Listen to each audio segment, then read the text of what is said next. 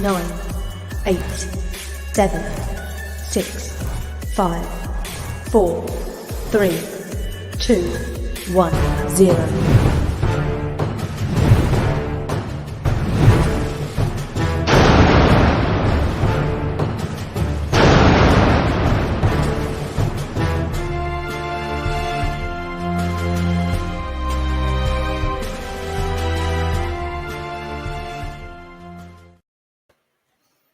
Hey, good evening, Buccaneer fans all over the place. This is Matt from Oklahoma City, coming to you live on Bucs Report here on Saturday, the 21st of May, and it's preseason, and there's no real news to go around, but we're going to try to do a show and talk about something. So we're going to do things a little bit different tonight. We don't have Teresa Baxter's not doing real well, so she's not going to be on tonight, but I got a special guest. Somebody who's a regular on the show. He calls in all the time. And we're going to just come in and talk, and then you guys can join in as well. I'm still going to put the link out, and if you want to come on and join the conversation, certainly want you to do that.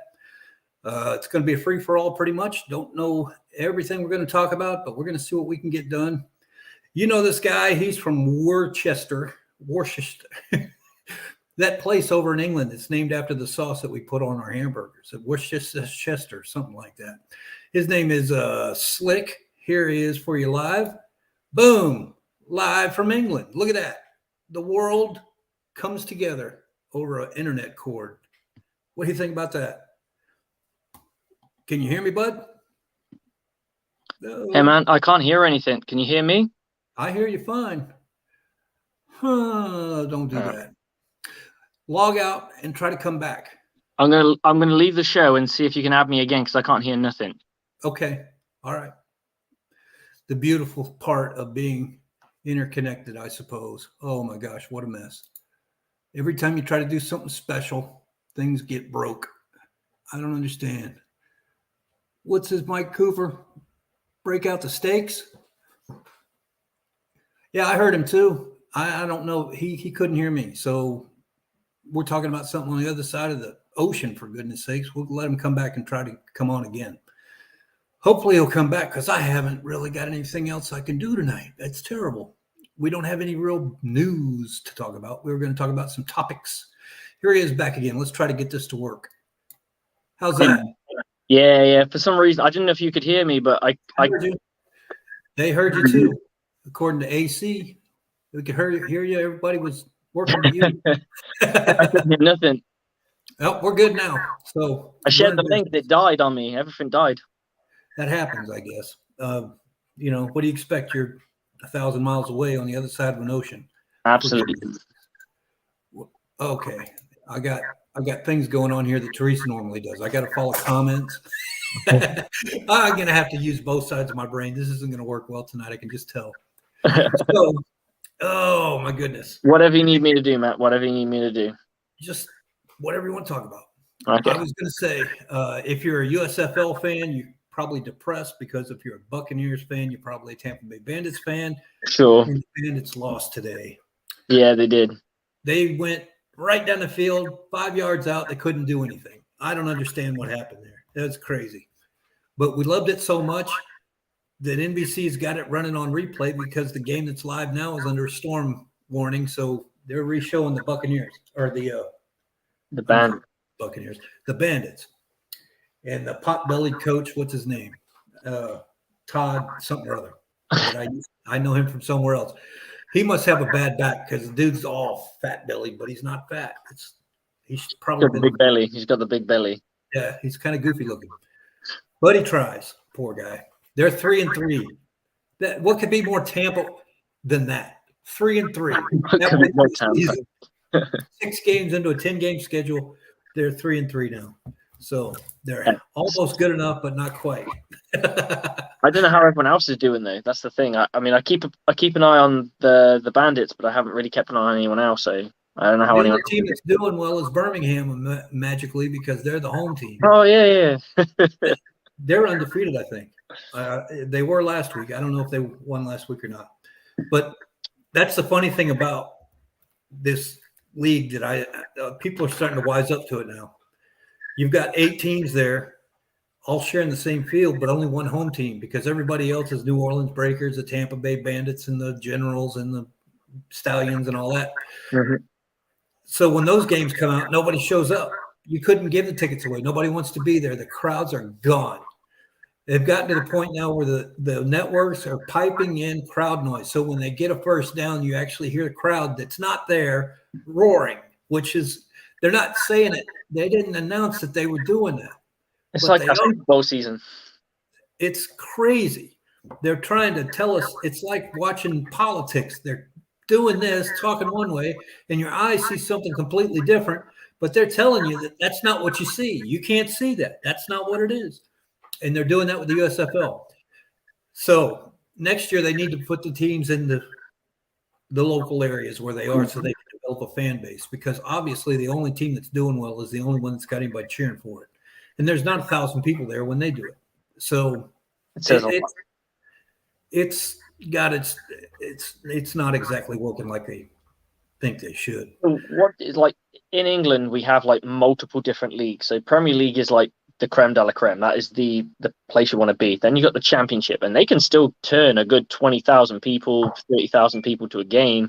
And then you have the lesser leagues, and you could get a team that's semi-professional churn out 5,000. So why do you think in America, where there's only one real true league, which is the NFL, that they struggle with any of the feeder leagues or any of the other like bottom leagues, where people just be like, especially when it's like spring, you know what you're watching. I mean, unless you're into other sports, what you're watching. You're doing what we used to do, and that's follow the preseason, read Sports Illustrated, talk shit at the bar, and then wait for the off-season stuff to start. That's how it used to be. Mm-hmm. And one thing about soccer, if you get 11 guys together in the middle of a field, doesn't matter where it is. It could be out right down here in Oklahoma. If in a international kind of format, you get 11 guys on each side of the field and you put a net at the back end of it, somebody's going to show up and watch it because they like the sport. Soccer is universal across the world. Mm-hmm. Everywhere that there's any team of any caliber whatsoever, somebody's going to show up and watch it. Doesn't matter if it's in Afghanistan or if it's in Brazil or if it's in Venezuela. Even here in the United States, we're slowly getting to the point where we've got good leagues here and we got some not so good leagues here in the United States. I mean, an amazing ladies team. Yeah, the ladies team, which is all who just signed a great deal for equal pay. They have. I got to give them credit. The women's league does well because people want to watch it. People like me are sexist. We want to watch the girls bouncing up and down the field. We like to see that. And then you find out that half of them are gay. It's considered as like a kind of universally acceptable sport for a woman to play. So therefore, okay. Softball and soccer. That's Yeah. all they got. No, you got women trying to be in football. They're in the colleges. They're letting them kick and things like that. That's going to happen eventually. But right now, there's a whole bunch of guys my age sitting around in a bar going, "Don't let no little girl out there on a football field." Not a fan? Ain't gonna happen. So we got that to deal with. That's something that'll fade away eventually. But there's old people like me that are just stuck in their ways, and we just don't do that. They got girls' sports. It's tennis, lacrosse. There's no such thing. There's no such thing as gendered sports. That's the way. That's why I brought up my daughter. If you want to be what you want to be. Nowadays, that's true. But you've got to be honest. I don't know how old you are, but 36. When I was a kid, you had girl sports and you had boy sports. Sure, it's just trying to raise your child to believe that she's not going to be sectioned by a gender. That's all, Oh no, I don't disagree with that. I think what they're doing now, to a point, makes sense to me. You talk about Bruce Arians bringing in women on the training teams and bringing in coaches that are female and all this other stuff, and they're getting notoriety. And all of a sudden now it's a big deal that the NFL has female referees, as if gender had a damn thing to do with whether you could run up and down a field and see if somebody held somebody. Absolutely. My favorite meme, though, is when someone's like, the worst thing you can do is have a woman be a referee because she's going to remind you what you did in 5 games before. I love that. I love that because it's just a bit of fun, and I know it's a little sexist comment, but it's just a good bit of fun, and I think a real person would just see the fun in that, and I think even women would say, "Yeah, it's a good bit of fun." Yeah, but that's a married and divorced joke. That's yeah, all that. for sure, absolutely. That's not really a sexist thing as much as it has to do with relationships. But anyway, what we were getting at, I think the women in the different sports are fine. Where I have issues, and I'm going to walk on a real thin line and then get off it real quick. Transgender thing. I don't think that a biological male should be in a female sport, even with the treatments, because it's not fair. They have Title IX in the United States. I don't know what they do in England or in I honestly don't know 100%. My opinion is we're now in a position as a species that everything's almost in a gray area, and if I don't want to stop people from competing, but you need to make a third category then. Exactly, and the problem is there's not enough of those people to make that third category relevant. So it's a real gray area. Now, you're looking at it as black and white, and I'm just trying to expand the mind of saying, I'm not saying that there's your answer is not the wrong answer. My answer is not the wrong answer. We're all right, but we're all wrong, and it's because we're figuring it out. Yeah, we're in the middle of something we started that we made ourselves. Exactly. It's not as difficult as it sounds. It's really simple. In 20 years' time, we'll be looking at it like, why was this such a problem? What's that? In 20 years' time, we could be about this like, why is this a problem? And it's the way that they'll figure it out is they're going to make a third category, and that's what will take realistic way you can do it. Agree with you. I'm on the thing as imagine like I always try to put my thing is I put myself in that person's scenario. So I was like, if I was my daughter and I was competing and I'm considered best in my city, so city of Worcester, best in my county, Worcestershire, one of the best in England, and I go and compete for the best of England, and then I go against somebody who is theoretically a biological male by birth, and they beat me wow, like they thump my ass or kick my ass, I'm gonna be a bit sour about it. Like I just would. It's just who I am. Every right to be, and I think that's going to be a trouble. But at the same time, I look from their point of view and I go, why didn't I step in their shoes? And I'm like, I've been competing as a male in this sport, but I found where I am as a human being, as my gender, and it's complicated, and that's the problem. It's so complicated. Then they need to here you go. Here's the answer. You've got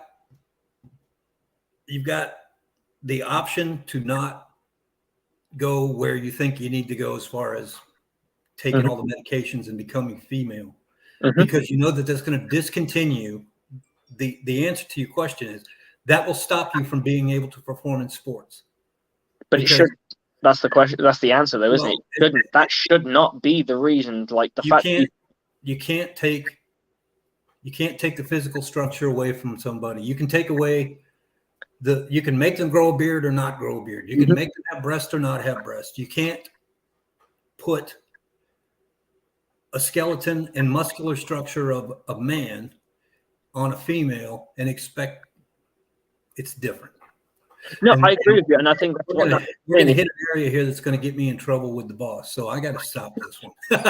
We could go down this all night. I got all kinds of opinions about it because I'm not against. I don't think you're wrong. You're not wrong.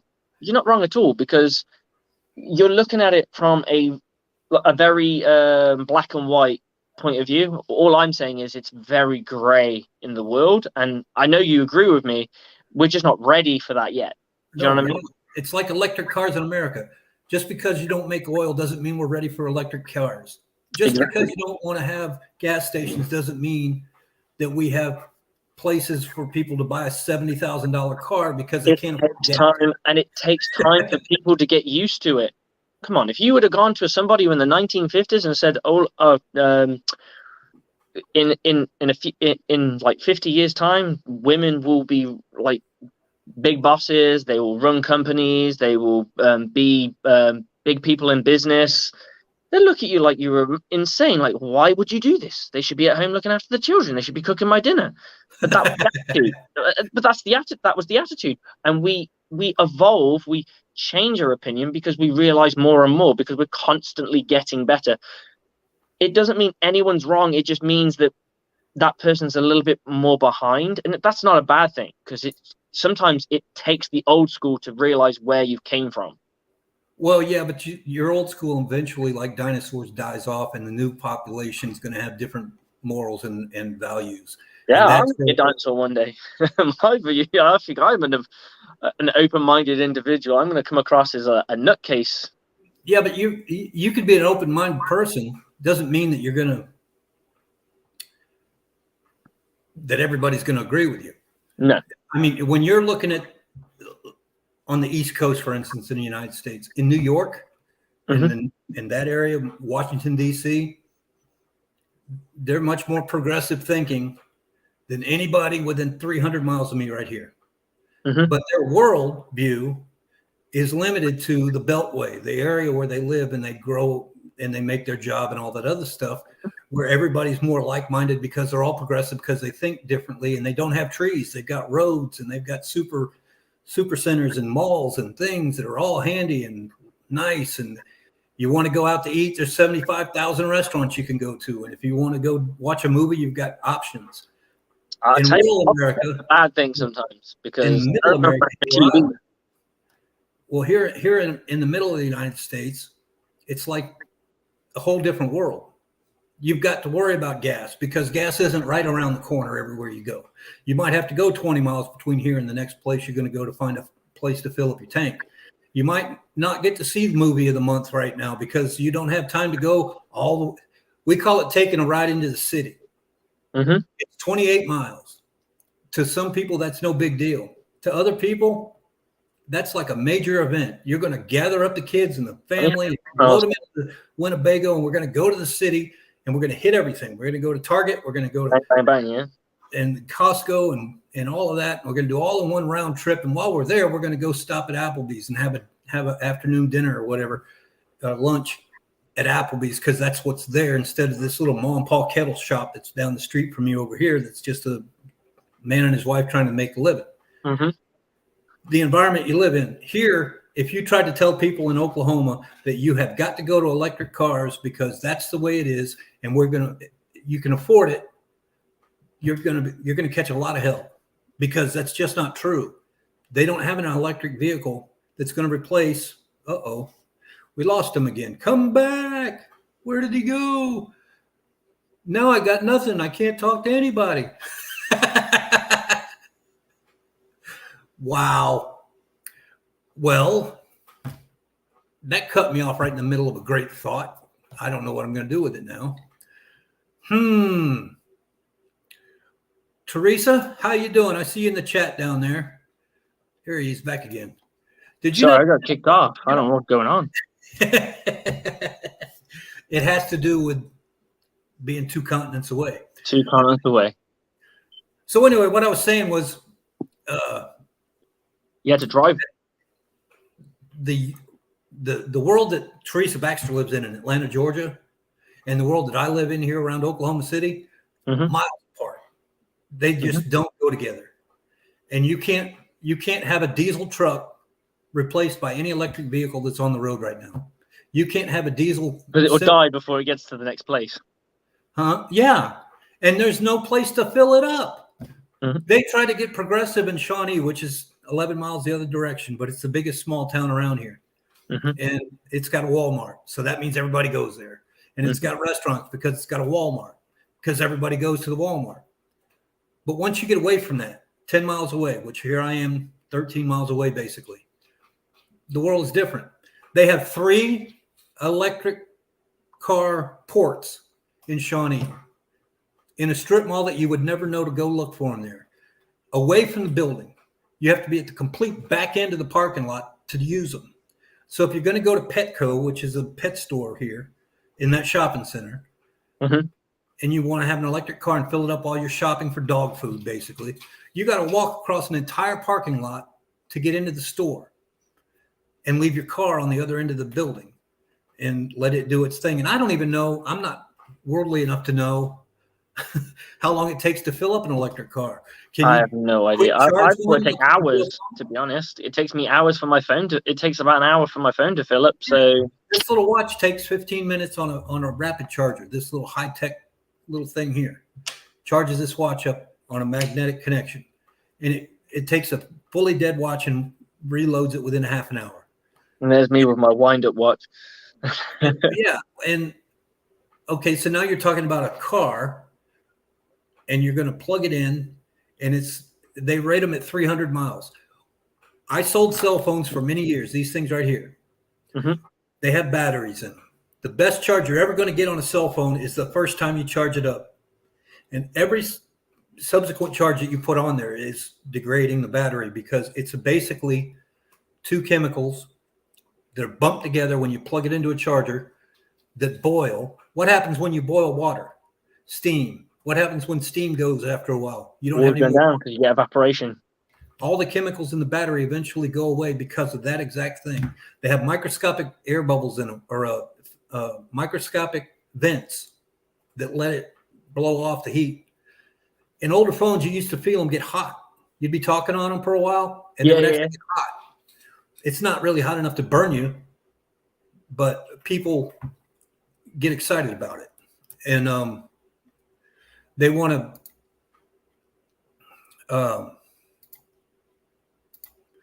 hold on a second. Something came up here. All right, there was. So anyway, what I'm trying to say is the battery eventually goes down to nothing no matter what you do. That's why you bought new batteries for it, because you had to go get another battery. The first charge you put on that battery is the best one, and everyone after that is going to be less. Yeah. So here's the deal. On an electric car, you've got lithium batteries, just like this iPhone. Yep. The same thing's going to happen. Now, when you have a V8 motor on a Chevy pickup truck that was made in 1982, and my son buys it for his first car when he's in high school that he's going to have to get around town in, he's going to buy a car that's got lower compression because the engine's worn out and it's had time.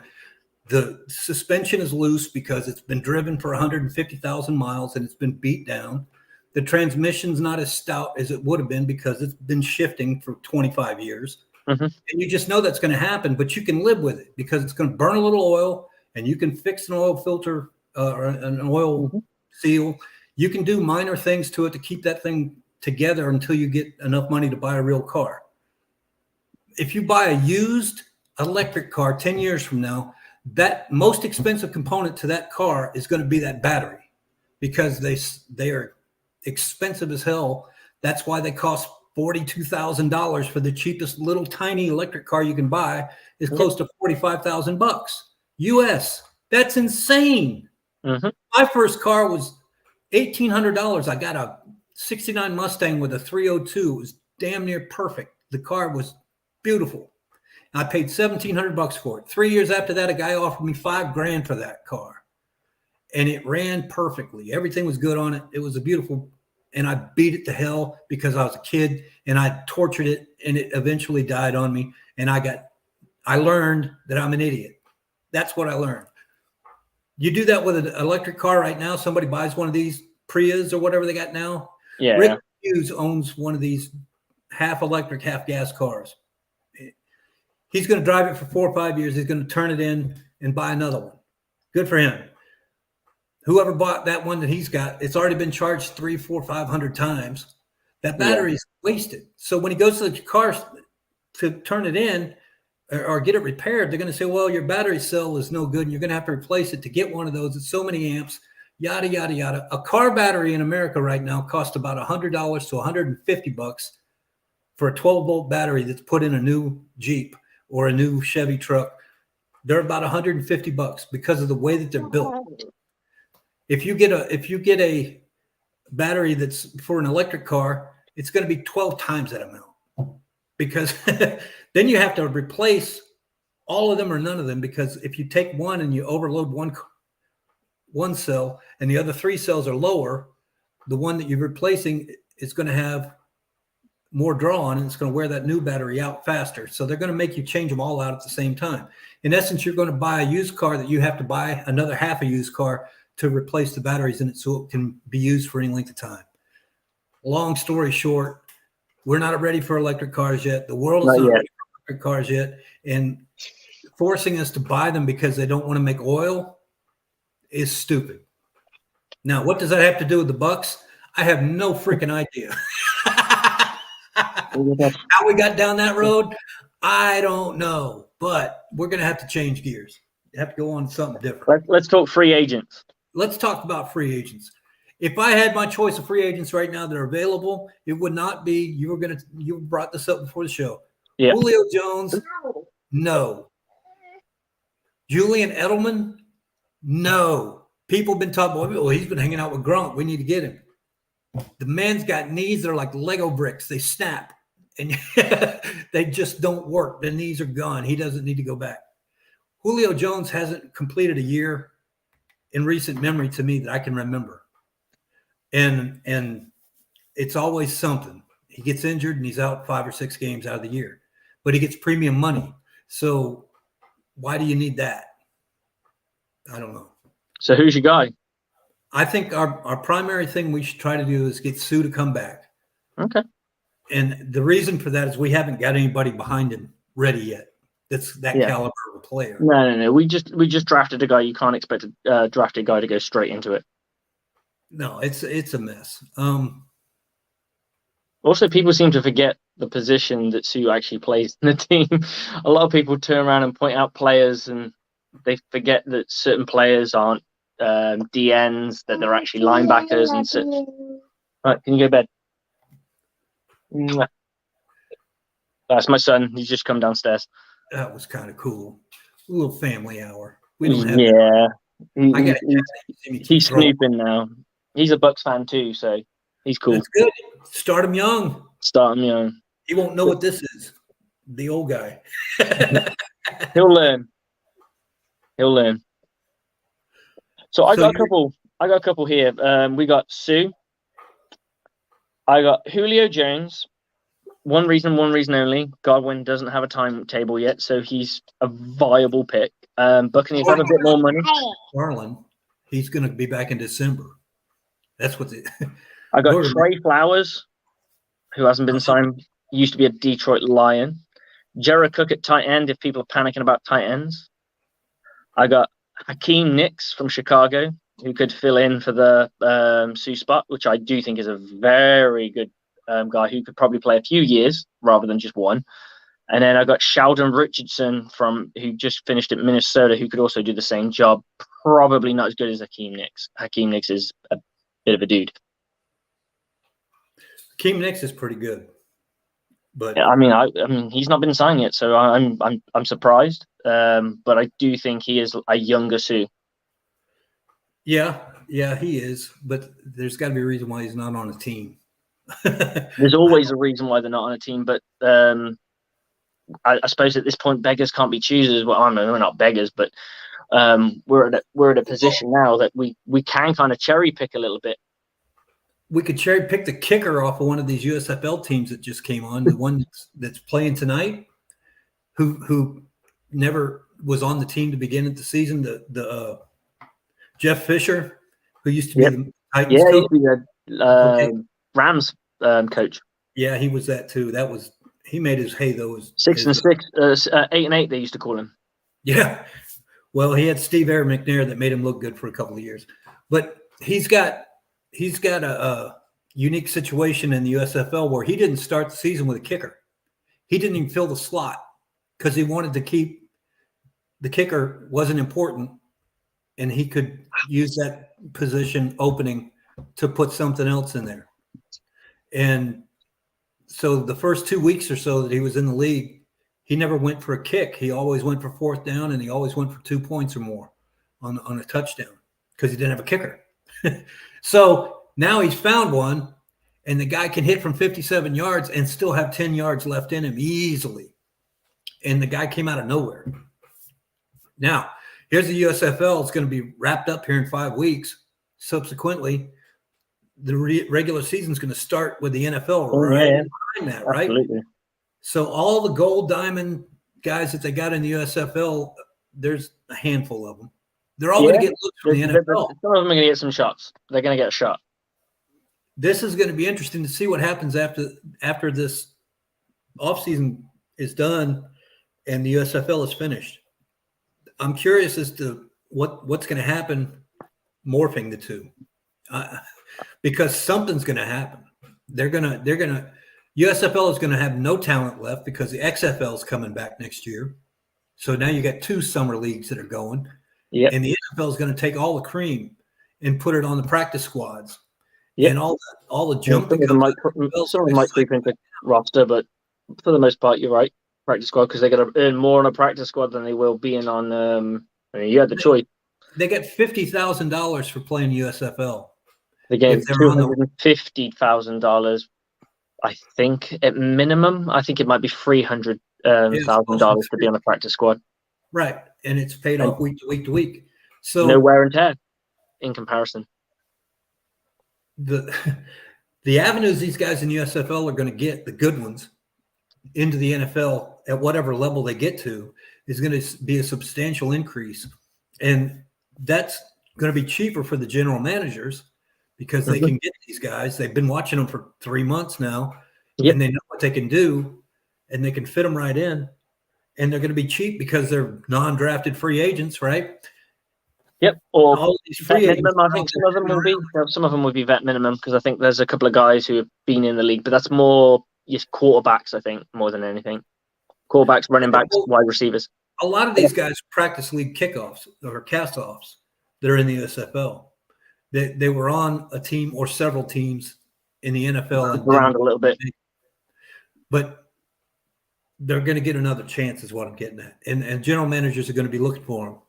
And I think that's going to change the dynamic of how things work with the personnel decisions that they make after this preseason gets going here and the USFL is done. Yeah. What tight ends are available if we don't get Gronk back? We got some. We got Cameron Brake. We got 2 rookies. We don't need it. If you want a veteran free agent, Jared Cook is available, but he can't block. Well, you get him either to catch or you get him to block. You don't really get both anymore. No, there's not too many freaks like Gronk out there. No, and Cameron Brake catches well. Gronk will be back, though. I trust and believe Gronk will be back. Yeah, for 1 more year. And then when Brady's gone, he's gone. They're going to get out together. They're going to go in the Hall of Fame together. It's all a big love fest, all at the same time. And I really wish they would just go. Yeah, unfortunately, life isn't like that. I think Gronk is a bit of a party monster, and I think he likes the attention. Yeah, of course. But I think it's a little bit more than that. I think he just likes the fact that he gets the time off and can socialize and do the kind of things that he wants to do, and then come back and just hit it. Yeah, we'll heard the stories about how he, during the Super Bowl season, was faking his fitness days and stuff like that. So, I wouldn't be surprised if he's just like, I'll leave it, and I'll stay in shape and ready to rock and roll. And to be honest, the Gronk that we've had for the last 2 years it took him a while in his first year. The second year, he kind of came out stomping. If he wouldn't have got injured, I would put money down on him to be the best tight end in football. Who's that? Who are you talking about? Gronk. Oh, well. If Gronk didn't get injured, he would probably have the best numbers in football last year. Yeah. You combined with Brady. I mean, Brady would got career numbers. For sure. I think you could probably at least tack on an extra 300 to 400 yards, and then tack on maybe 4 more touchdowns. Probably. And I don't know that he needed it. I mean, he's already considered. Mike guaranteed the MVP, so that might be the difference. They're New England Patriots and they're Buccaneers now. That's going to go against them all the way down the line. The Bucs never get picked for diddly squat. We just don't. Not until half their career's over with and their glory days are going away. I mean, we prospectively had 13 players on the roster last year that could possibly be Hall of Fame players by the end of their careers at whatever level of career they're at.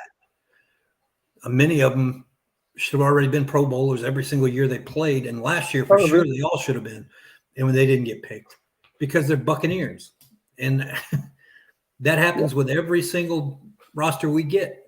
You can't tell me that the only time we ever had good players was during 2002 to 2005. No, it just that's not the only time we were ever any good. And the only other time that I remember Bucs getting drafted or put on Pro Bowl was during Winston's first year or two. Yeah. There was one where we had quite a few, wasn't there? Yeah, but they ended up being on there because nobody wanted to play the damn game. So they kept kicking them off the roster and moved down the alternates, which isn't the same thing, is it? Because you didn't get selected. You were kind of. Well, they got the check for being in the Pro Bowl, and they put it on their resume. They were a Pro Bowl player in whatever year it was. Jameis Winston was the fifth option. Yep. They got paid because Peyton Manning was too old, didn't want to do it anymore. He's going to the offseason. He's done. Eli Manning was the same way. I don't remember who all they were, but it was like that. It was like the number one guy, know.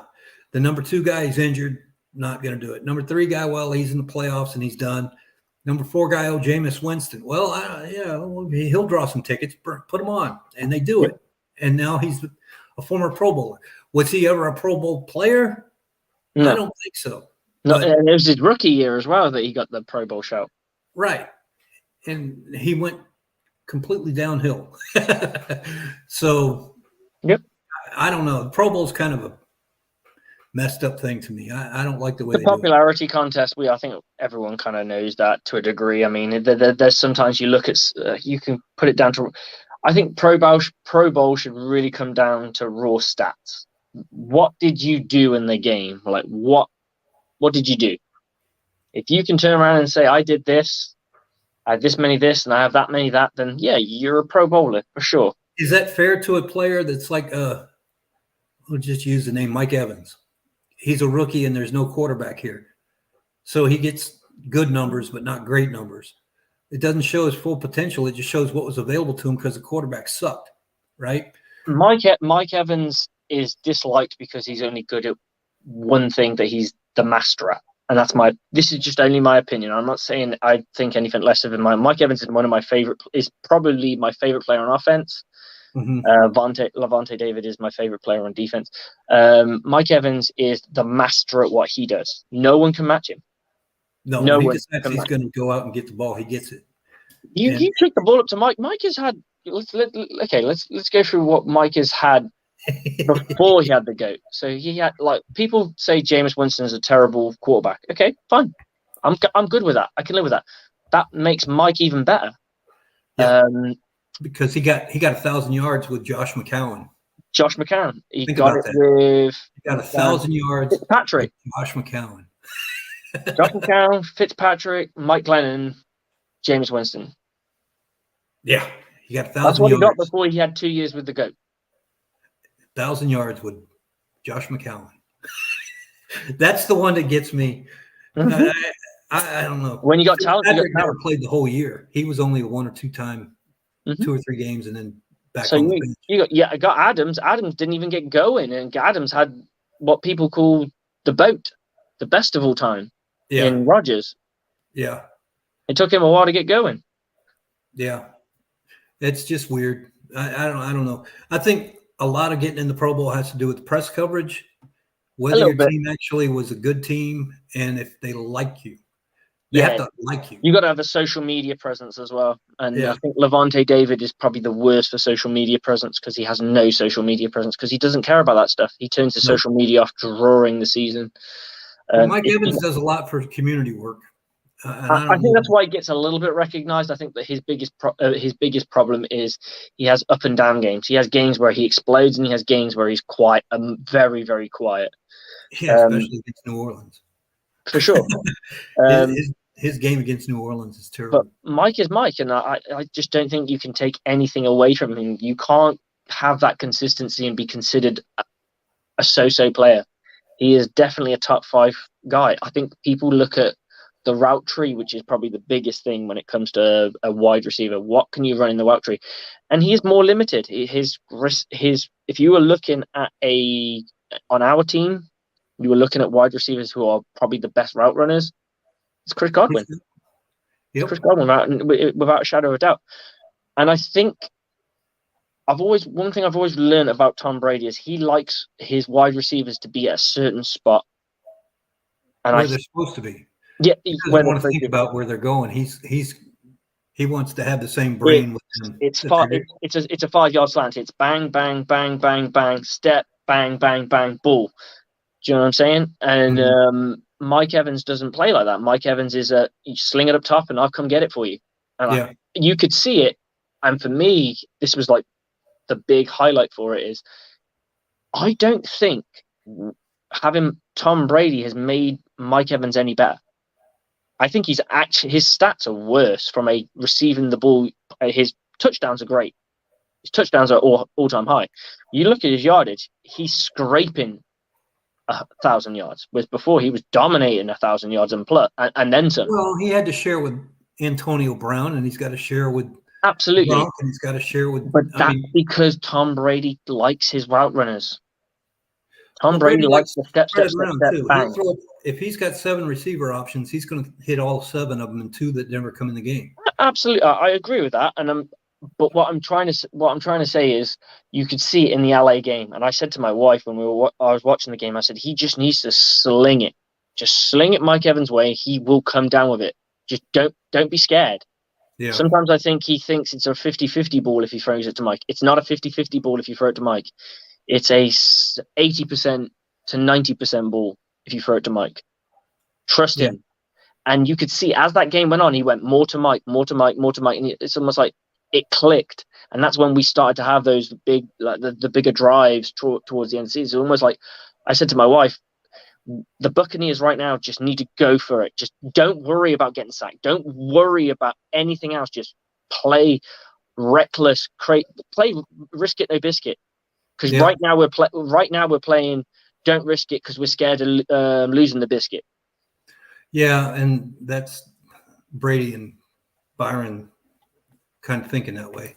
I think sometimes you need to do the old draw it up on the sand and that way. And Brady doesn't work like that. He just everything with him's got to have a place and a point. And all but he's got that much talent. He can be a little bit more reckless.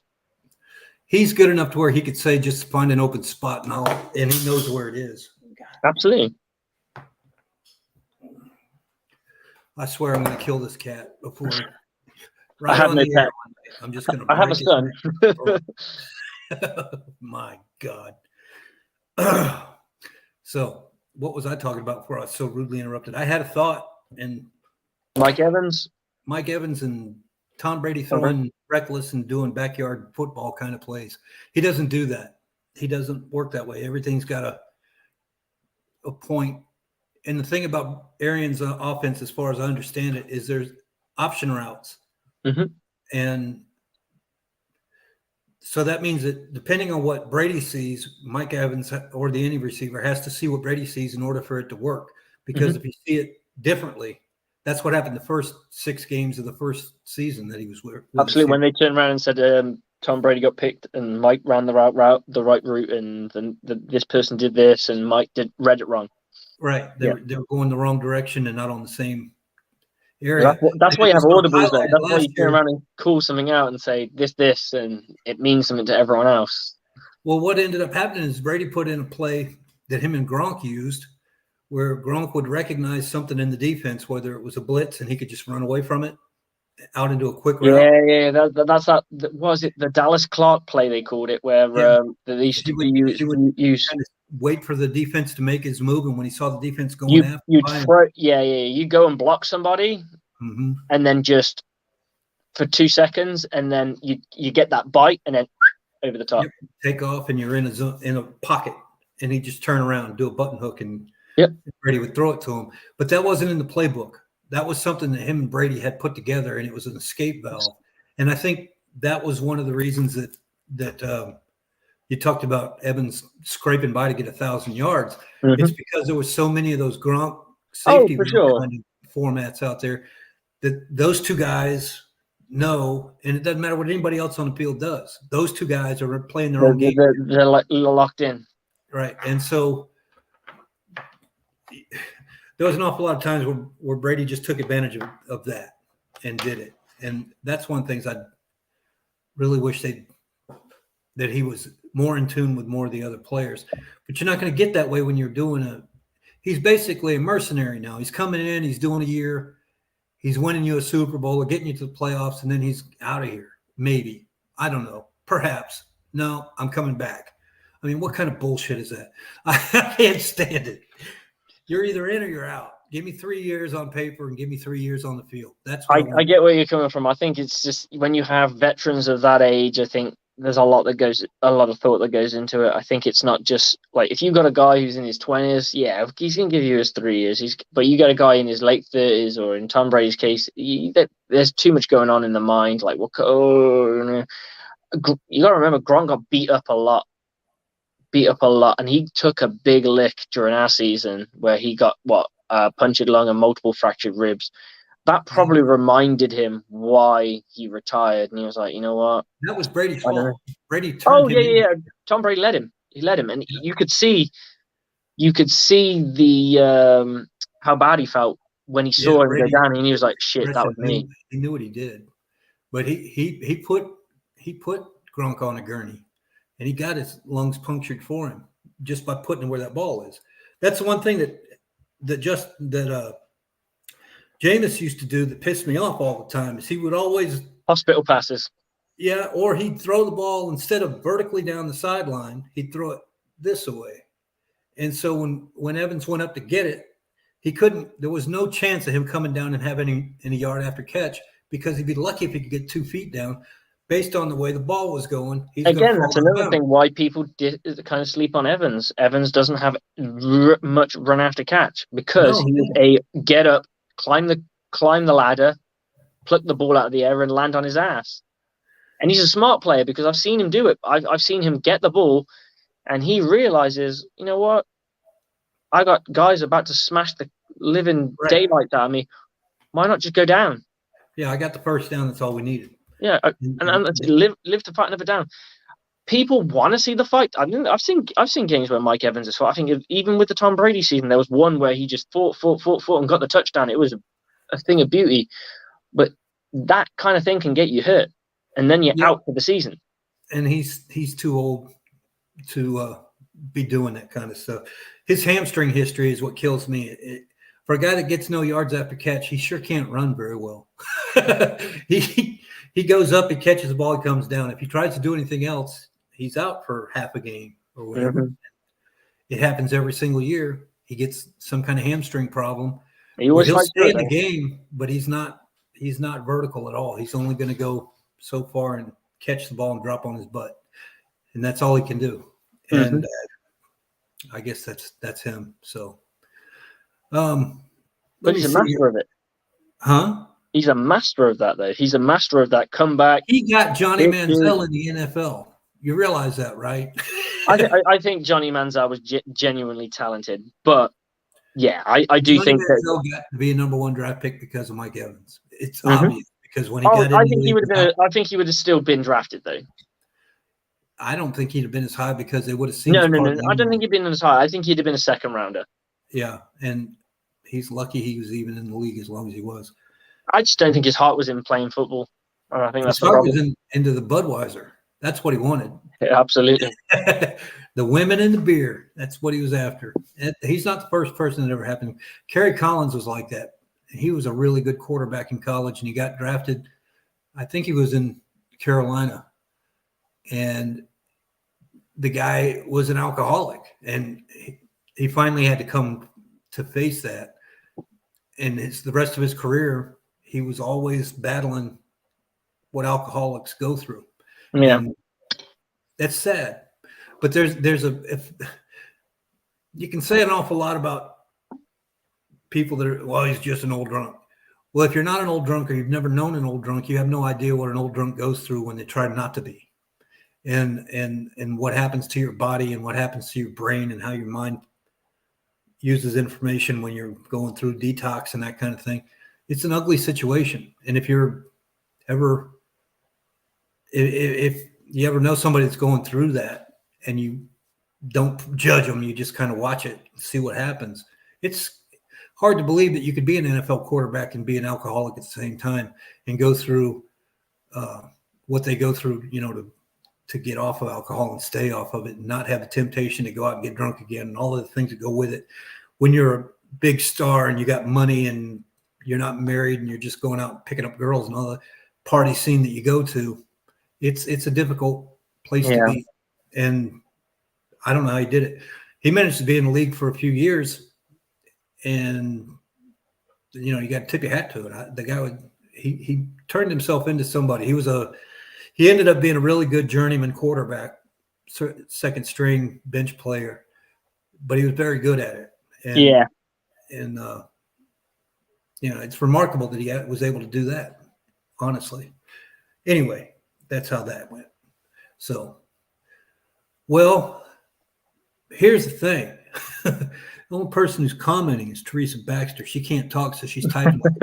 She's commenting a lot. I can't see the comments. No, that unfortunately, when you come in as a guest, you don't see them unless you got it on your phone or something and you're watching at the same time.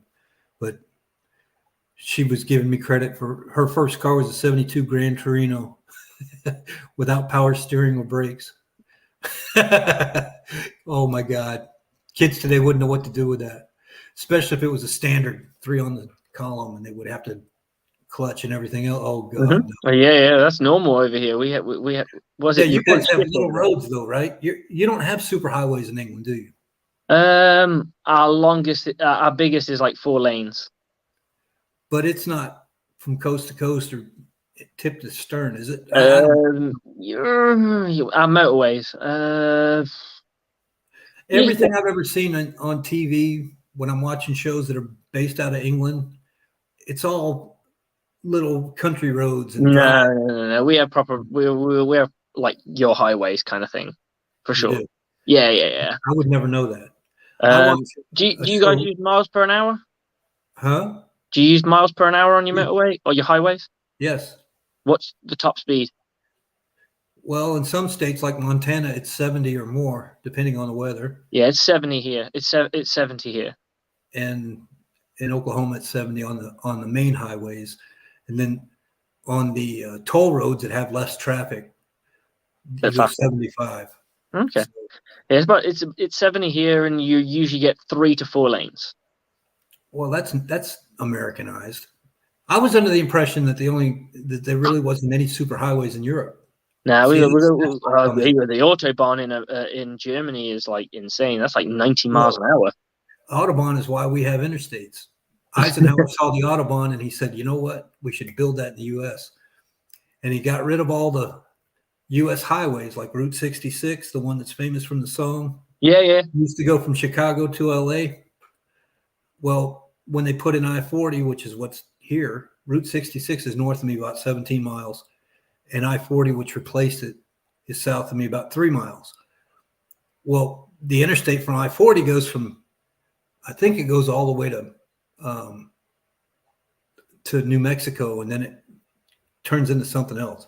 But it goes basically from the East Coast into damn near the West Coast. And then there's branches off of that, and it goes on to the Pacific Highway. And that's all 4 to 6 lanes, depending on what city you're in. And some, like California, you've got 8 lanes on one side. Wow. Okay. Yeah. I don't think we had no 8-lane stuff. Well, you don't have that many people. Now, LA is stupid. You don't want to live there. They got more people than you know what to do with. You got more of everything, and it's not. I told my wife we'll go move to St. Pete. St. Petersburg used to be a real nice place to live. I don't know if it is or not. If you are looking for Florida and you don't mind the weather, Naples is a great place to go. Okay. It's way south. It's right on it's like parallel to Miami. Okay. On the opposite coast. But they have the beaches, and they're regular beaches, and they have sea turtles and all kinds of stuff that come in down there because it's at the base of the state.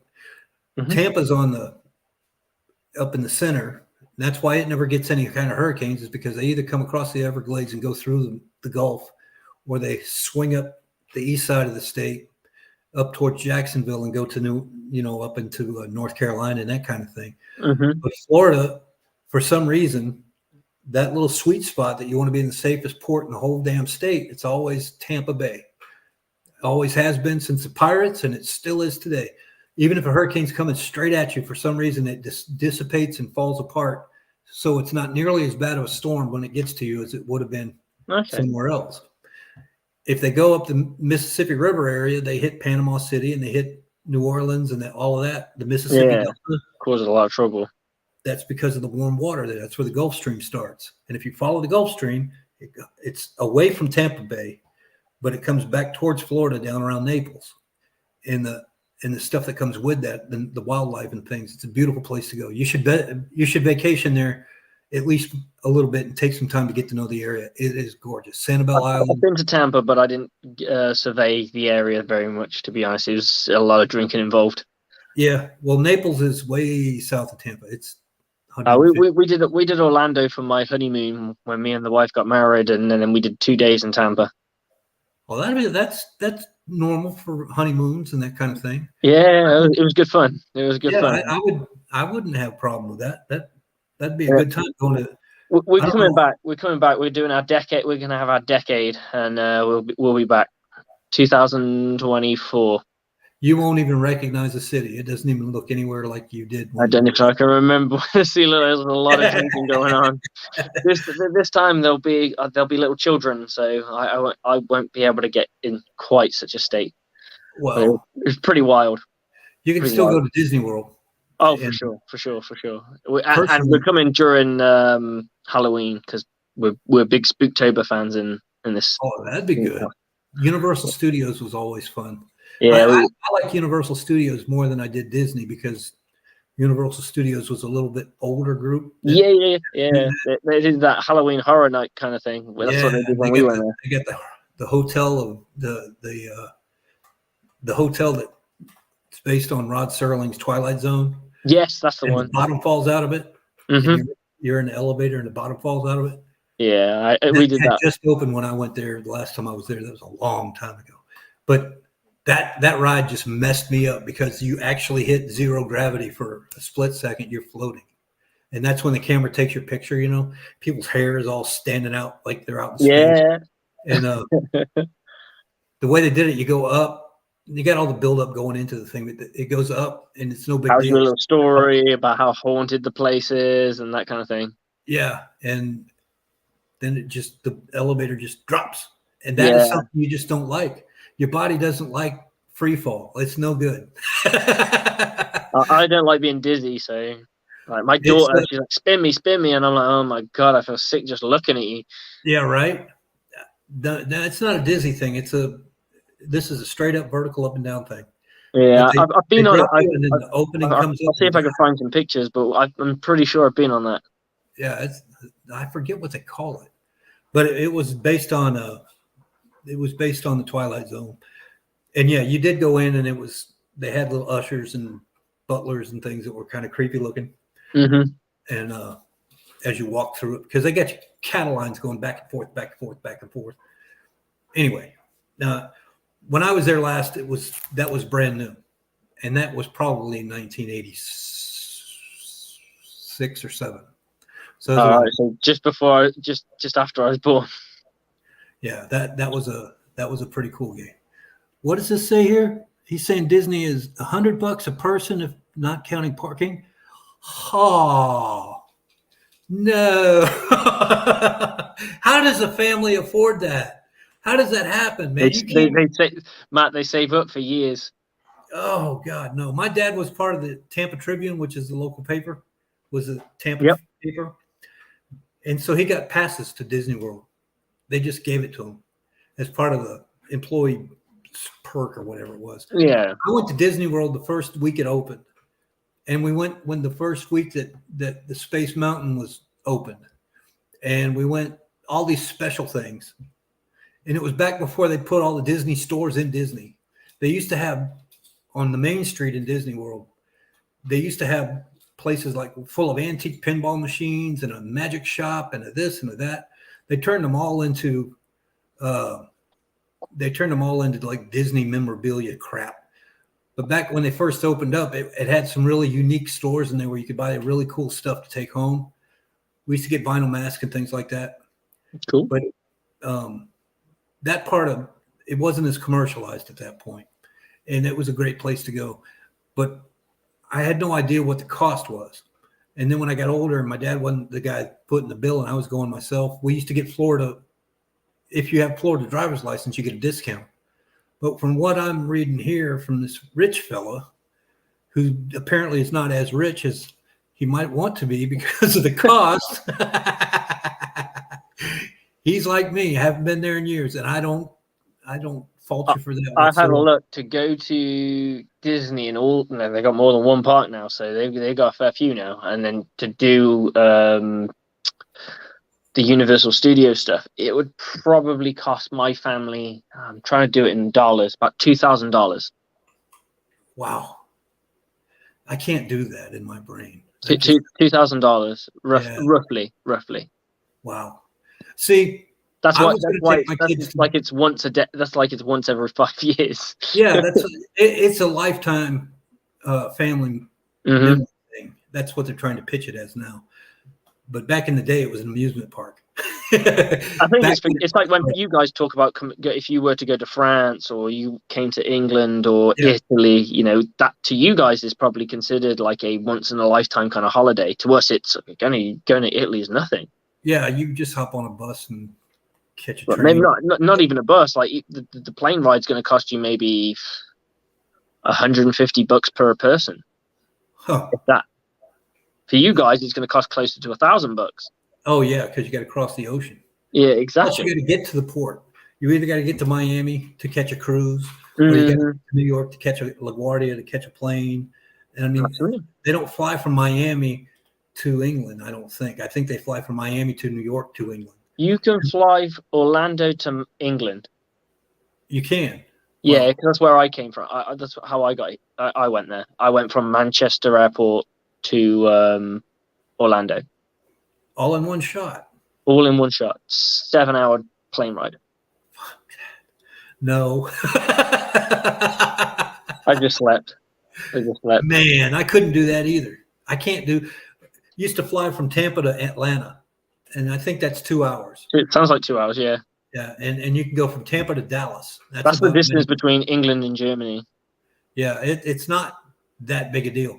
And if you apply for Eastern at the airport here in Oklahoma City, American Airlines, they have a hub there. But when you put in an application, if they're thinking about hiring you, they give you a ticket to Dallas. And they don't tell you that you're going to go there and do a test and physical tests and all this to see if you can lift luggage. But then you have a choice. You can either do your thing there and then come home, or you can do your thing there and come home tomorrow or Thursday or Friday. We're going to come home sometime, but you can stay in Dallas for a number of days if you want to. I didn't realize they were doing that when I did it. And I wish I had stayed because I would have gone to Austin and hung out. I went there to do an interview, and I was there for about 5 hours in Dallas. And then they turn around and put you right back on a plane if you don't mention it. But everybody I was catching at the airport was telling me, well, why don't you stay in Dallas for a couple of days? Well, they gave me a ticket, turn it in and go tomorrow and all this other stuff. And I just never did. I didn't do it that way. But I would have liked to have taken advantage of the trip to Dallas. And absolutely. Nowadays you can catch an Uber and just drive to wherever the hell you want to. It was before Uber days, so it would have cost me a little bit more money than I had. But the idea of getting away and doing that's one way to do it for cheap. Just apply for an airline and they'll send you to someplace that's a hub, centralized, so they have all the doctors and crap there to eliminate your application if you're not good enough. My back was not good enough for what they wanted me to do. I knew that. Quite looking forward to it. So we're hoping to catch a Bucs game as a family, and I'm hoping to catch a Bucs game on my own so I don't have to see my family. Well, just one that you can get a little bit wild at. Yeah, because with the kids, you're going to be a little bit more social. I mean, the guy by next to you isn't going to be. The guy next to you is going to be talking just like he's down at the pub too. He doesn't give a damn if there's an 8-year-old next to him. I need one game like that, and I need one game with the family. Because my kids, they love the Bucs too. So I gotta go with them. I gotta go one game with them. So see, and when I grew up down there, the Bucs sucked so bad. I never paid more than $10 for a ticket. And I always had seats on the sideline between the 40s all the time. I got spoiled, but that was before Raymond James. Now they have ushers too, where you can't go from section to section like you used to. Yeah. Back in the old days at Big Sombrero, you could get a cheap ticket for $10, and by the fourth quarter, you could be on the sideline. If you worked your cards right, you could get around and get down in there. I'm a firm believer in that, though, because I think if the stadium's not sold out and you bought, like, let's say you bought a ticket to the nosebleeds, but the bottom tier, the bowl section, whatever you want to call it, isn't full, as long as you're not sitting in anyone's seat, does it matter? No, it doesn't. Really? But they want the money. It's like upgrading. At the end of the day, on game day, it doesn't matter because no one's going to pay it anymore. No one's going to turn around and go, you know what? They have to pay get that $300 now. It's done. They have to get value to the bowl seats, though. If the old Bucs that used to suck all the time, you used to be able to go in there and people would leave. They just go till halftime. I have no idea how I did it then, Matt, because when I went to watch the Bucs, I bought nosebleed seats. It was a really hot day. I think we were playing against the Ravens in 2014, and we were getting blown out. That might have been the reason. Maybe the stewards were looking at the stewards were looking at something else, and I snuck down. And because the second tier has the shading from the top tier, right? I just snuck in there, had a few beers.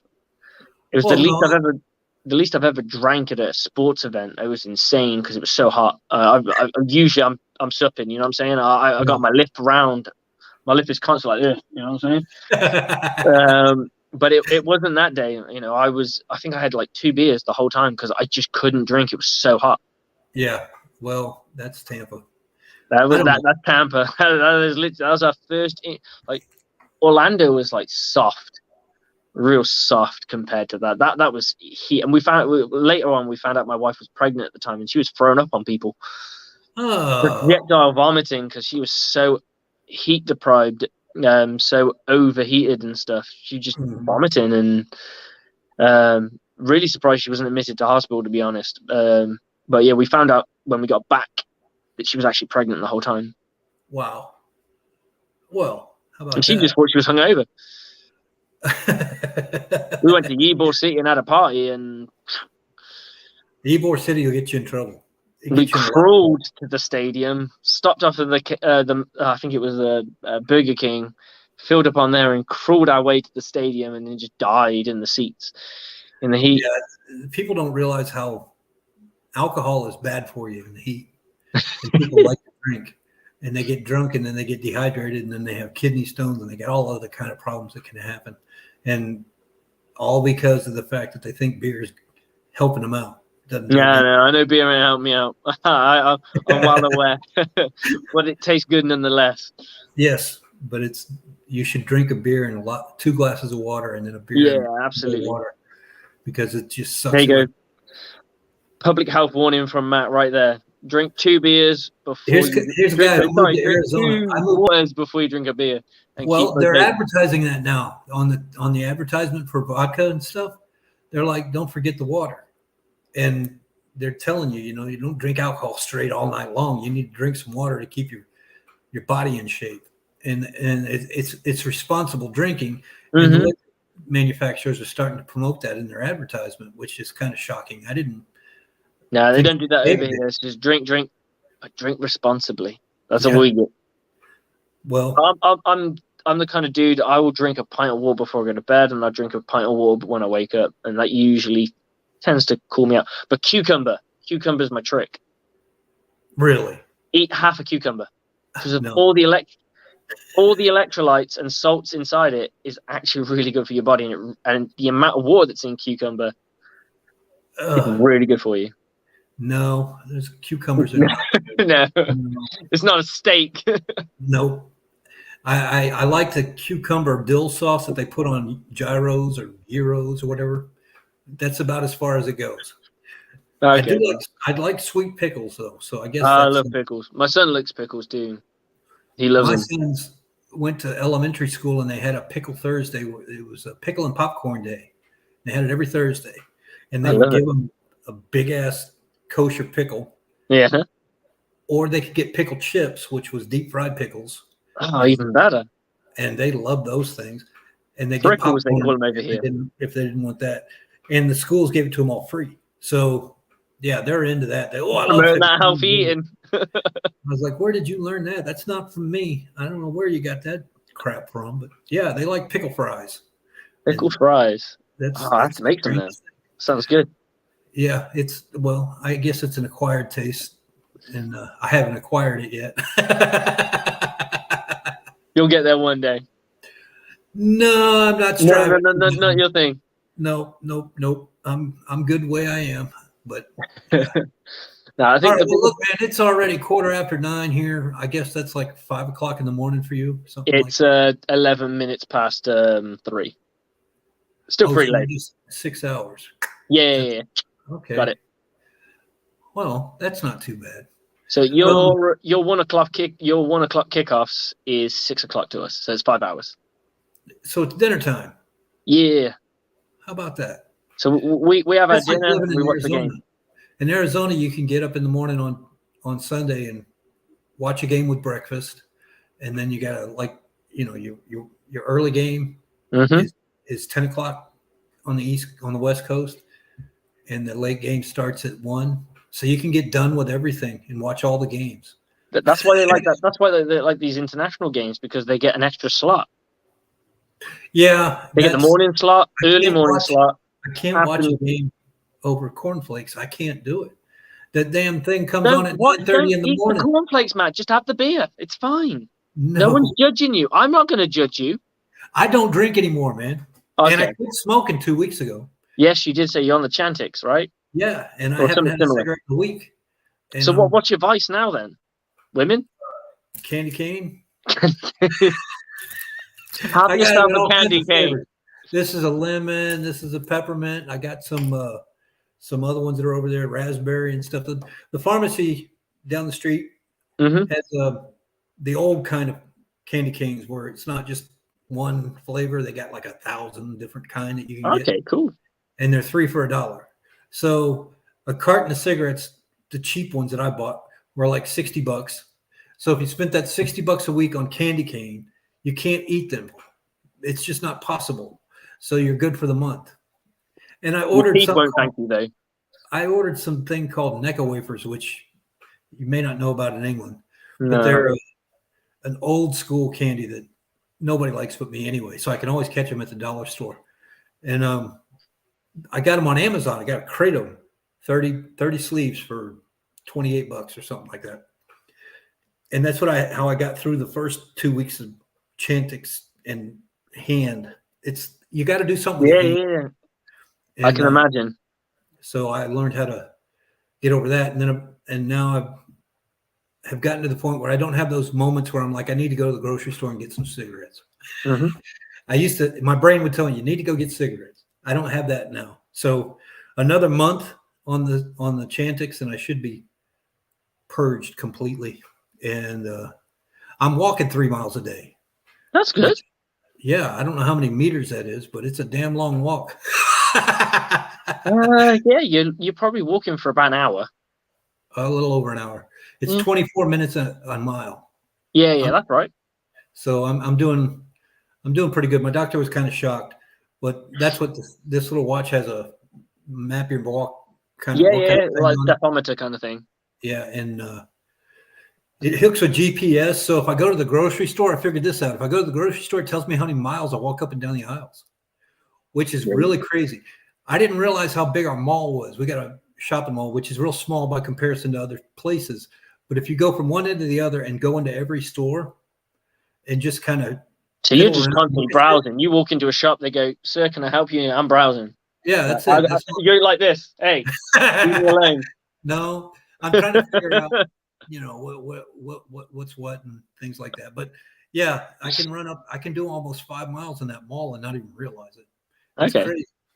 So yeah, so I'm on a health kick, and that's good though. I sleep better. I know that much, but I Mostly, sleep like a brick, man. I sleep easy. I'm very lucky though because I work nights, so when I get home, I sleep for like 4 hours, take my kids to school, and then go back to sleep for 2 hours, then go and do stuff around my house. that's not healthy. You got No, to have but rest you sleep. got to do what you got to do. You got to pay the bills, and that's Yeah, what it is. You know what I'm saying? understand that. I don't work. I worked nights for a few years, and I understand why you do it. But I don't. You get to a point where you got to have REM sleep, and Oh, for sure. It's one of those things. What they say, you sleep when you're dead. But yeah, I'm sure it will sort itself out a bit more when the kid's a bit more grown up. Because my youngest, who you just saw, he's was only it 3, so he's still three? figuring shit out. Once he's a little bit more settled, then I can start working Once they normal go to hours. school, when they get to 6 or 7 years old, and Exactly. you get them to where they go to school and they start getting in a rhythm, and they have to go to sleep, and they know it, and they actually get tired. They don't fight you about it My anymore. son gets tired. He just burns himself out too early. That's why he's awake. He was asleep ages ago. He just Well, run around in circles going, "Daddy, daddy, daddy, daddy." once you start getting them to where they're getting up to go on the bus or whatever you do to take them to Hmm. school, that starts to set up a biological clock with them. Yeah. Makes life a lot easier. My daughter's more like that. Yeah, She's almost 7, so she's more like that. She's yeah, more settled in to how she goes. yeah. And that's the blessing part. If you make it to that point, you've done well. Well, I've had a vasectomy, so I've got no more to come. So I've got no worries of it being reset because that clock gets reset every time you have a child. So Yeah, no. I've had a vasectomy. I'm done. Like, and there's no more kids coming. This cat has been enough of a child for me. It's gotten to the point now where it wants to do a 3 o'clock wrestling match on the bed with nobody there, bounce off the fucking walls and stuff like that. And I look at my watch and I'm like, it's 3 o'clock in the damn morning. Go away. And he's got to do it. It's on a routine. I know exactly what time it is. It's 3 o'clock freak out. Yeah, it is. And their eyes are cocked and whacked There out. we go. I love it. But yeah, that's enough about me. And it was good to see you, Fred Swayze Moore. You didn't put up your 20-0 thing today. No Or maybe 20 I missed 0. We'll be 20-0 in his world. I just want to point out to everyone on the show that Cameron Brown is not number 81. He is number 6. So if you thought you had your Antonio Brown jersey was useful for another season, it's not. I do apologize. That was a good gimmick. Other numbers are available and other names are available. Yes, and they also have well, that would have been a good Mental gimmick. health warning. Well, Buck Skull, which is another guy that comes on live, he usually hits me with rapid fire. And the dude was talking about, what do you think about them giving number 90 to such and such, one of the guys they drafted? Yes. Logan Hall's got number 90. Yeah. And I'm not a fan of it. He got drafted. He was telling me that. And I'm like, no. I'm not a fan of it. I'm not a fan of it. I think it kind of cheapens what JPP's done. And he's not off the team yet. I mean, he's not. Once they give him the number to somebody else, that kind of says that he's not coming back, doesn't it, really? I mean, that's kind of done. He basically sent a Twitter out. Yes, he's like, bye, I'm done. Bye, I'm off to Mexico. See you later, Tampa. That's what it said. See you later, Tampa. I'm gone. But he said, see you later. He didn't say, see you never. Yeah, something like that. But he could come back. You never know. But and that's the thing I don't like about all these free agents doing this shit. Either say I'm not going to come back, or I am coming back. You just like things in black and white, man. You're so straight with it. You're like, you're either here or you're not here. There's no gray. No Easter eggs. I don't give a damn about all that crap. I do it the old way. Maybe it's just the gray in me. This is what it is. This is what's causing it. I'm getting it. I just got that salt and pepper look. Well, that was 25 years ago when it's salt and pepper. Now it's just muddy gray. Anyway, I got to get off the air here. I think Keith's going to be happy that you showed up tonight and helped me get through this show. I appreciate you falling out of the sky. And if you want to do this on a regular basis, I'm more than welcome. Us three with Teresa would be awesome. That would be cool. She'll be back eventually. One of these days. Hope she gets her voice back. She's not happy about not being here, and she's not being here because she doesn't want to be part of the show anymore. She's not feeling well, so we want you back. She can't yell at her daughter, and she can't get the dog out of the room because she can't tell it to leave. So she'll be back eventually. Something's going to go her way. I just love her personality. She has like a proper Southern girl's voice, like that. So Southern girl's voices. She just don't take no shit. I love it. No, she's obviously, there's been a lot of guys in her life that she's learned how to handle that. Mm-hmm. And that skill is there, so you don't miss anything. She doesn't have any problems letting you know where she's at. How she Yeah, that's acts. good though. I prefer an honest woman personally. Yeah. Sometimes they can be too honest, like the 2 ex-wives I got. Just ask them how they like me now. I like to think me and my wife have got a good dialogue. We talk over. Our rule is never go to bed on an argument and always discuss the argument before bed. Like just get it out and look at it from each other's point of view. So I'll go, okay. Well, it's the second half that I had trouble with. What, seeing their point of view? Their point of view, yeah. I understand what you're saying, but we'll usually discuss it. But I'm a bit of a silver tongue, so it usually goes down to what I say. Well, she has her moment. She wins. Right now, there'll be 10 years from now. She'll say, "Remember back in 2017? Remember in 2022? Yeah. Something like that. That'll be absolutely.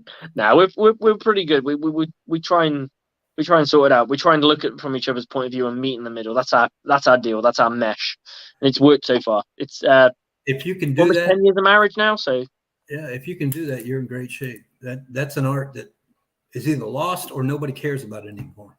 Happy wife, happy life. My brother's younger than me, and he's got a son now that's got a son. So he's told me that people don't get married anymore. It's just not necessary. I've been informed of that. Technically, it's not. I think it's more something that kind of solidifies your relationship. Like it's like it's a commitment, the stamp. Yep. And it's because people can get out. I mean, I've got friends of mine who are divorced. It doesn't really. It's an expensive piece of paper. Yeah, and it doesn't give you the tax credit it used to. It used to be beneficial. You get more for getting someone pregnant these days.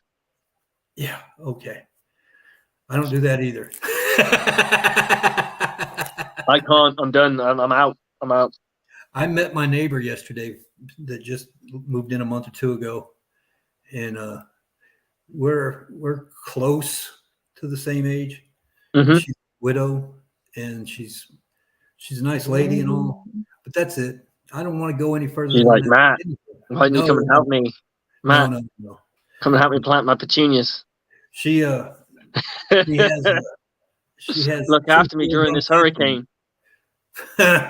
She's got four grandkids and 2 fully grown kids, and that's way too much baggage. A lot of stuff to get everybody happy. You got to make all those people like you. And I don't care that much about people. My biggest problem is I just don't give a shit what you think. But you're a caring guy, because you wouldn't do the things that you do in the community if you weren't a caring dude. You just don't care what other people think. That's a big difference. You just have to be able to accept the fact that I'm going to say something one day, guarantee it, that's going to make you go, what? Because I got a great one. My family, all my dad's brothers, all married foreign women. So we're sat here. I'm sat with my wife, gone to visit my grandparents, and my grandfather, who's no longer with us, turns around and goes, "Do you know what the problem with this country is? There's just too many damn foreigners in it." And my wife turns around to me and went, "But Tom, you wouldn't have any grandchildren if you didn't have foreigners in your family." And just turned around, "Yeah, you're right," and just left it at that. And that was it. It was so funny. I don't think there's any such thing as a foreigner in Europe, though. I think that no, we're too mixed. I think Europe is kind of morphed together over the centuries. For sure. Well, that's what they did with royal families, didn't they? To keep, because you couldn't interbreed your royal family because that would be wrong. So they used to interbreed each other's royal families. Right. The Queen of England and the King of France or something like that. Yeah, she's part German, part Greek, something like that. There's a rumor saying that William Wallace of the Scots and whatnot got a hold of the English Queen and hit some of that and mixed into that mess. So There you go. Who In the knows? movie You know what I'm saying? Braveheart, she says, I have his seed growing in my loins, and he's dying and he can't talk. He's like, that's cruel. That bitch just got down on him and just said, take that. Yes. Hey, she got hers in the end. That's the way she was looking at it. I get you back. I get you back. He was dying. And she gives him that total up you kind of story. I love that. That's a great scene. Anyway. All right, man. Well, I'm out of here. Say hi to the Queen for me. I hear she's having a birthday soon. If she didn't have it I know. already. Yeah, we're celebrating her reign of 70 years. 70 years. 70 years, the Queen. Wow. And that means that her son is almost 60 now, right? How old's Probably. So, Prince Charles is probably in his 60s for sure. Yeah. 60 or 70s. Yeah. Because he was an old man when he had Lady Diana. He was 50 something then, I thought. Yeah, for sure. I don't know if he was 50, but he was definitely like 40s, something like that. Yeah, for sure. Yeah, he was way older than her. So anyway, yeah, we're hoping it skips to the next one if English people are truly honest. We want William. We would prefer William. Just skip Charles because he looks like he's lost. Well, who was it? It's Prince Philip, isn't it? The one that Prince got Philip is dead though. He died. Well, who's the one that was on Jeffrey Epstein's plane all the time, going to the sex? Yeah, Prince Andrew. That's one of his sons. Okay. Yeah. Prince Andrew. He a dodgy motherfucker. You know what I'm saying? Yeah, weird. The shit's gonna hit the fan because the FBI is coming after him pretty soon. Yeah, that's why he's disappeared. You know what I'm saying? It's hard to get hold of somebody when they're in different international waters. True. That's why the Queens went, yeah, I don't have a son anymore. Because it's just easier that way, you know. Well, if what he's accused of, is true, he deserves everything that's coming to him for sure. I don't care how royal he is. He looked good in orange, but it won't absolutely. Jump. You look. There's something fishy, you know. Yeah, that's amazing. You look at the situation. There's no way that girl. I mean, I know the story to a degree. I don't follow the royals that much. There's a phrase for it. A person who's a royalist. So they're people who really follow the royals. My wife's a bit more in tune with that kind of stuff. I'm not, but we're both very anti Prince Andrew, and yeah, the stuff that he's alleged of, it just seems a bit too. Yeah, it's too obvious, you know. It's too obvious, and too many people. You can't have a picture of a girl and turn around and say you don't know who she was, and then ask the person who set you up on these rendezvous about that said person, right? Say her name's Sandra. Oh, what's Sandra like? And then he takes a picture with Sandra, and Sandra's saying he abused me, and he's then I don't know who she is. I'm like, I never met her. Well, you're standing right next to her, standing right next to her, and you asked about her, and you were on a plane with her for an hour and a half, for sure, standing right next to her, and that's like Biden talking about I don't know anything about my son's business affairs. That they all know. They all know, and every single one of them knows. They're all. Oh, what a mess. Anyway, here we go down the wrong road again. Bucs report. So we're going to call this a night, and I hope everybody who watched tonight, at least we didn't run you off too much. I'm kind of scattered all over the place, but it's preseason, off-season, no season, crazy season. There's nothing a whole lot to talk about right now. So everybody get together and think real hard to sign Sue. Yes. Something to talk about. Sign Sue or Hakeem Nicks. Get somebody in here that's we need someone to fill that spot. I don't trust a rookie to do it and expect us to get to playoffs. And I'm not saying it's not possible, but I just don't believe it's as easy.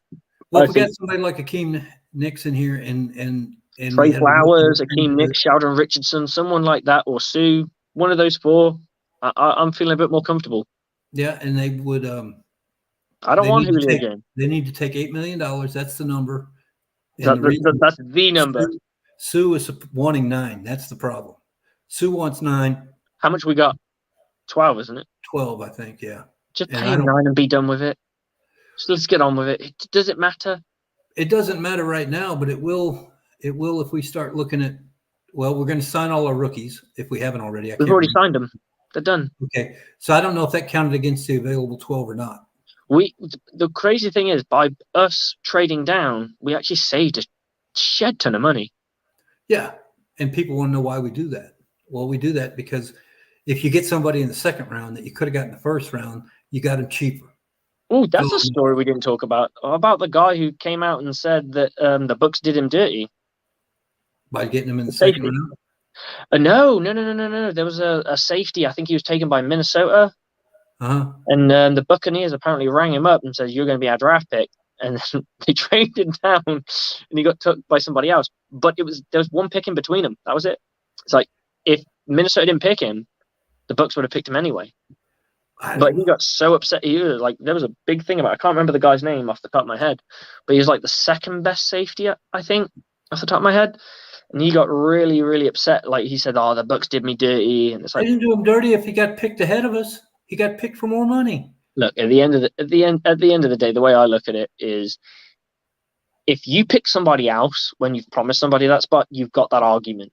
But if you trade down because someone offered you something better, which they did, like at the end of the day, we used those picks, we did something with them, and we may have got a kicker, a punter, sorry, but it was in the plan. So but the punter that we got is cheaper than the one we had. Or the for sure, we save like $1 million. That's $1 million towards the cap. That's $1 million towards hopefully signing Sue. Yeah. So people don't look at the big picture. They look at the little. This is how it affected me. Doesn't matter what happened around here. It's a starter. You drafted a starter. I mean, I reckon you could have probably waited to the 5th round, but does it matter? Was there someone in the 5th round that the Buccaneers feel like they're like? But the thing is, we can always do this. We can always look at draft picks and go, "Oh, we should have done this." How many draft picks that are 4th round or less make it more than 2 years? Not many. And Rick Hughes has got a very good chance of making it. Is that a fair assessment? Yeah, if he doesn't get replaced by one of the USFL guys. I'm not kidding, man. This USFL stuff is going to bring out kickers, and it's. I don't think he'll bring out punters though. I think he'll bring out kickers for sure. Well, yeah, you're right. Place kickers are probably the thing that's going to come out the most. And there's a couple of undersized running backs that have really looked good that could get a second look in an NFL squad because they were 5'9" instead of 5'11", something like that. I don't know. Anyway, I got to go. I got to get out of here. I mean, sorry, I keep hanging you up. Staying up for 25 minutes. We are gone. And people in Bucs land, we will see you next Saturday night around 9 o'clock. And we might try to get Slick in here again. If you want to come back. Anytime. Just hit me up on the messenger thing. There's a whole process to getting you on the other side of the thing. And you have to get a code from Keith and all this. I don't know if we want to go through that mess or not. You don't really need to unless you want to read comments.